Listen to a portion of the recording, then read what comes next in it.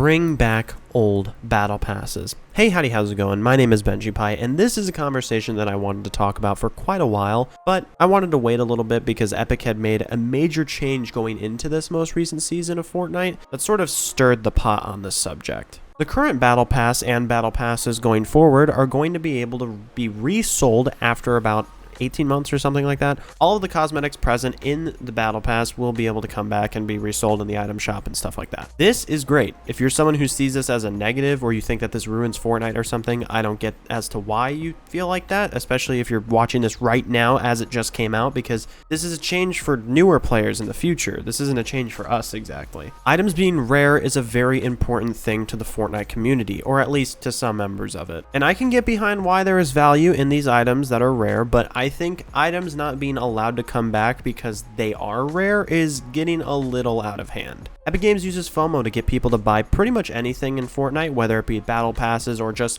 anything in the item shops. They have used this for a very long time. Other companies do this as well, and it creates a sense of demand, and it makes a lot of people beg to have it back because they missed out on it or didn't have the money, didn't even know it existed until now, or they just finally got interested in it. Clothing brands do things like this, food places do things like this, but Fortnite, it does it in the most grubby way possible. Fortnite has made it clear over the years that the battle passes at the time will never come back or be sold again. And now, for players like myself, it was like, oh, okay, I'll just play the battle pass I'm doing right now. And then if you missed out on something, you're like, damn, I should really make sure that this next battle pass I really try and actually make sure to complete it so I don't run into that issue again. There's a lot to dissect from all of this regarding other companies and Fortnite and how they use FOMO, and also how these issues are resolved within these communities. Now, I can almost guarantee that food places and merch stores will say things like, hey, this will come back next year. And if they don't, oh well. And that lets people at the time not feel so bad for not having the money or knowledge of those things at the time that it was out. My best example of this is Sprite Cranberry. I love Sprite Cranberry, okay? It's something that's only out during the holidays, and I highly suggest you try it because it tastes amazing. But it's a thing now that Sprite Cranberry will be sold every year around Christmas time.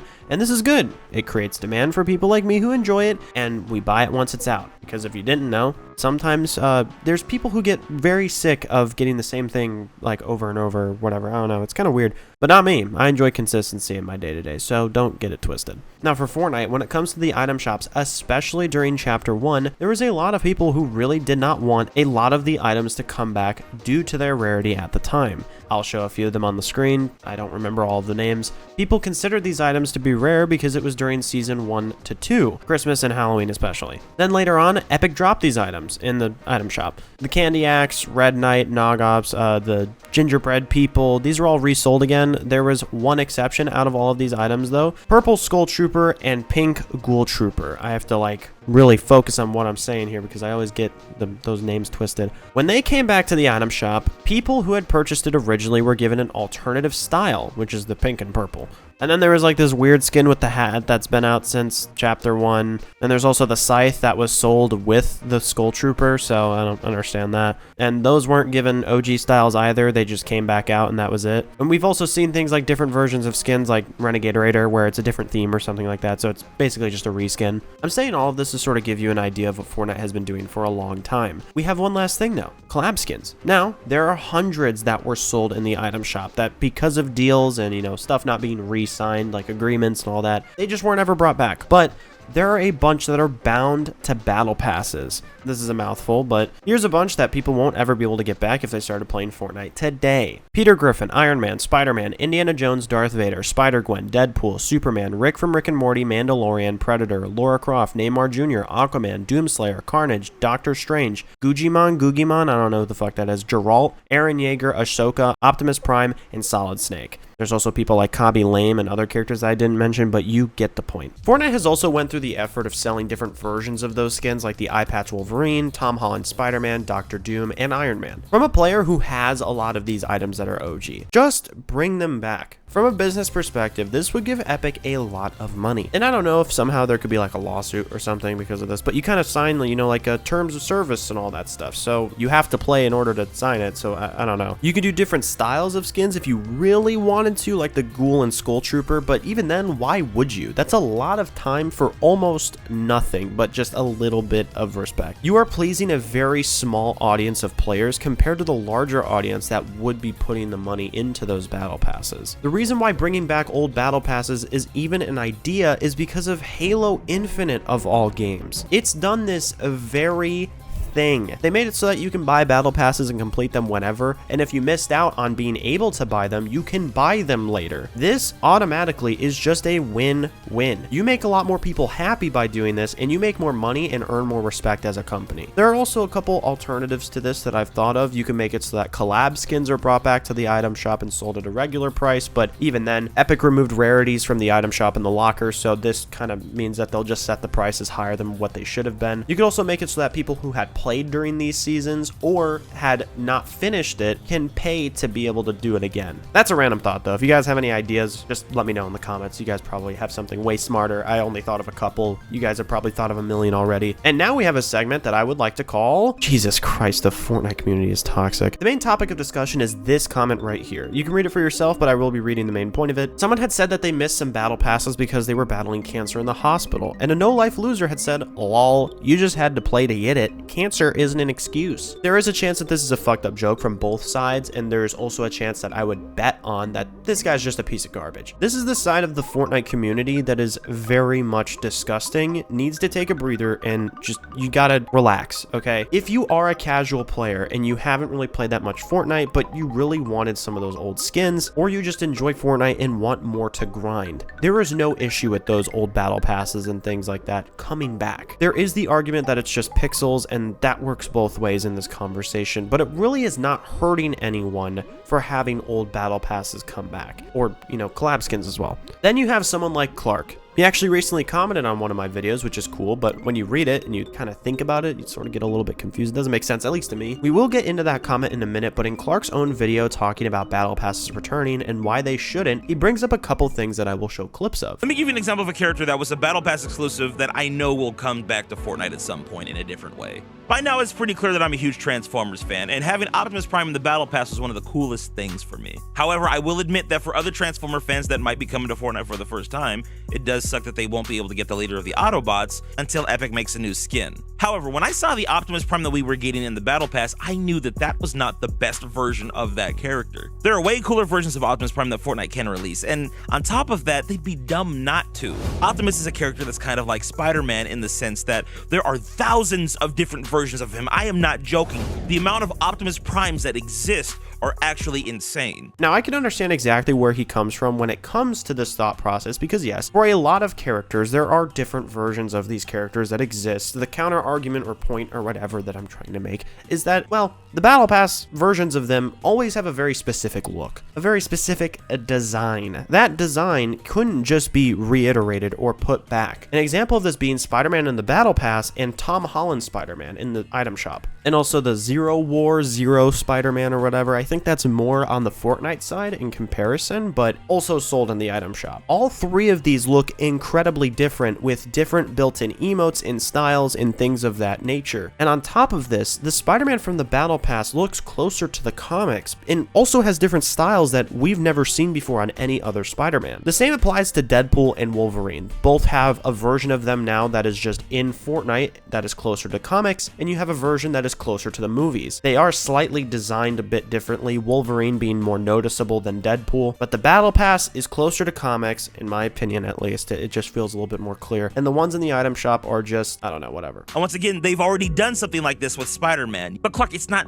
that specific version of Optimus Prime or that specific version of Spider-Man. We want that one. Well, unfortunately, if you weren't around to play at the time, you can't get that one, and quite frankly, that's okay. That version of Spider-Man or that version of Optimus Prime was only available for people who were playing the game at that time. I get the impression that a lot of your guys' parents never said no to you, and you're just completely spoiled and think that you should just be able to get whatever you want whenever you want it. This is where I sort of get confused with the whole gatekeeping of battle passes and collab skins. It's okay for people to just say, hey, I got it first, you had to buy it later. Or you could do like a badge or something next to the icon, I don't know. Saying that it's just okay for people to miss out on things that they find interesting, especially since it's just a video game, is crazy to me. And bringing up that you get the impression that our parents never said no to us before, making it seem like we feel we should be able to get whatever we want, that's just stupid. The argument of it's just a game does work both ways, but honestly, you can treat it like how I did. Put a badge or something. That's literally all you can do. Just put a badge. Those OG players know that they can have it, they could show proof of it, and it doesn't really fucking matter.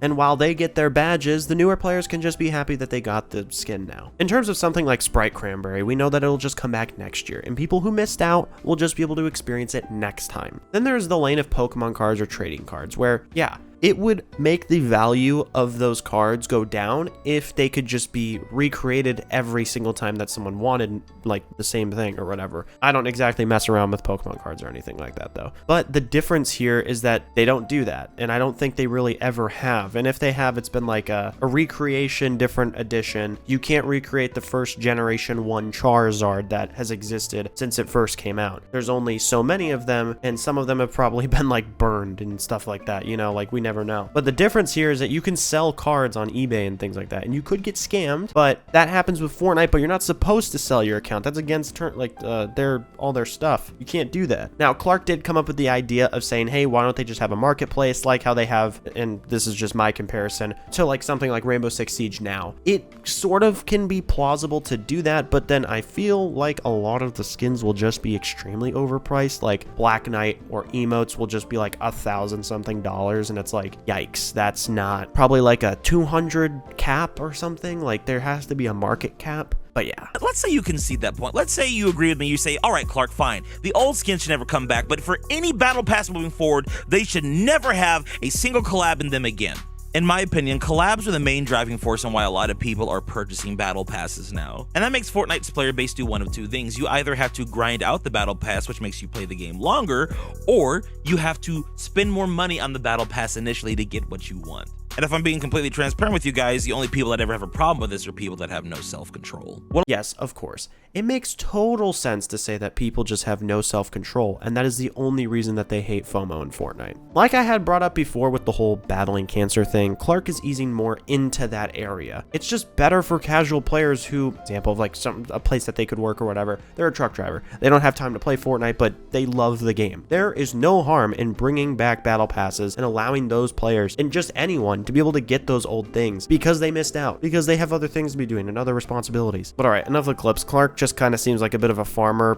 He says kind of the opposite of what the community feels at the time. I'll show that right here. But he's probably a great guy outside of streaming. Okay, this is just talking about Fortnite related things. On to his comment that he left on my video. Disagreeing with 90% of the video, yet still liking it is crazy to me. I never disagree with everything and then still like something. Basically, Clark is saying that I don't understand what Epic is trying to do with the game, and he wanted me to go on a stream, which, by the way, I don't even stream yet. I don't want to be on someone else's stream to start that path, and especially if it's going to be a debate, because that's just going to make a lot of people hate me unnecessarily because I disagreed with their favorite creator. It does just kind of seem like a lose-lose situation in terms of going on there, because Clark just doesn't also seem like an open-minded, rational person in terms of talking about Fortnite, and that's talking about me saying Epic is lazy, which is a video that'll be at the top right here. But even things like with the battle pass that I'm talking about now, showing some of his clips from his video, that's just, you can kind of get the vibe from it. You can go watch it yourself if you really want your own opinion on it. Don't take mine verbatim, you know. My response to him saying that I don't get what they're trying to do with the game was that Epic wants to create a metaverse, and they want the game to be like Roblox, basically, and that it doesn't necessarily make it a good thing. Then his response to this was that the metaverse is the goal, but being like Roblox isn't exactly what they set out to do. And they also have huge plans for Battle Royale, and the metaverse concept is objectively good for their game. I didn't respond to this because I was like, this is just going to be a back and forth of nothing. I agree with the metaverse concept being good business-wise, trying to use UEFN or the Creative 2.0, whatever that is, as a way for other people to make games and other things is just awesome for like the community. But that's the Roblox part of it. People make their own game, and Roblox, or Epic Games in this case, just manages it, updates it, gives new features, quality of life, things like that. Saying that Epic has huge plans for Battle Royale is like all of those Overwatch streamers that said Blizzard had so much planned for Overwatch 2. Now look at that game. I don't know if anyone has realized a lot of the content in Chapter 5 Season 4 is just reused assets, pretty much. The Iron Man gloves is just the Unibeam and gloves from the OG Marvel season. The Iron Man boots is the wings with a different design. The War Machine arsenal is a mixture of the turrets from last season. And the shield is a mix of Chapter 5 Season 1 shield and also just the one that they had originally of Captain America's shield in the Endgame mode. Speaking of the Endgame mode, did anyone notice how the Day of Doom game mode is literally just that with a different design? And it somehow manages to be even worse, and honestly, I don't really care. The reskins are used pretty well. It does make it feel sort of like Marvel, but it's kind of like giving me a shit sandwich, saying that you put a little peanut butter in it, and it's still a shit sandwich. I do hope that they bring stuff like Hawkeye's bow and Stormbreaker back. Like, that would be awesome to make the season actually feel like Marvel, or just a Marvel season. It just kind of feels like shitty Marvel or something. It doesn't feel great. But yeah, like, bring the bosses back, and, you know, those old abilities that were apparently leaked to come back, like the group ball or Silver Surfer's board. And also have it so that there's, like, you know, one item on the map because you kill Iron Man and he drops the gloves. Not everyone can get it. That's my personal preference, though. But yeah, Fortnite should definitely bring back the old battle passes, because the people who get upset are the ones that will most definitely, at least 90%, maybe 80%, a little bit lower, we'll say 70. They're gonna still keep playing. And, you know, just don't defend billion-dollar companies. And yeah, use my creator code Bennjipie, all caps on the screen. Sorry, I had to sneak that in there. Hopefully you guys enjoyed this video. Let me know what you guys think down in the comments. And if you haven't already and you feel like it, subscribe. We actually hit 10K in the middle of me making this video, which is insane. And you know what that means? We have a Discord server. I will be interacting in there frequently, kind of, not really, sort of, a little bit, teeny bit to start. I'm thinking of doing stuff like videos for, you know, community stuff, maybe some streams, whatever. Just small ideas now. I'll try to further elaborate on it in the future. But yeah, feel free to join if you're someone who wants to be a part of this community and you want to find other people who play Save the World, Fortnite, any other game. You just want people to talk to that have similar interests, I guess. If you've subbed already and you commented and you want to support me further, like the video. Any bits of interaction that you do with the video helps it do better, and just the algorithm. So yeah, just as an explanation as to why. I really appreciate all of you who watch my videos, and I mean that deeply. If it wasn't for you guys and supporting me, I would not be making this content at least as frequently as I have been. Just remember, it is always for you guys. You are the audience. Why would I start making shit that you guys don't want to see, you know? But yeah, hope you guys have a great day, night, week, month, whole rest of the year. It really doesn't matter when it is, but I hope that's great for you guys, though. See ya.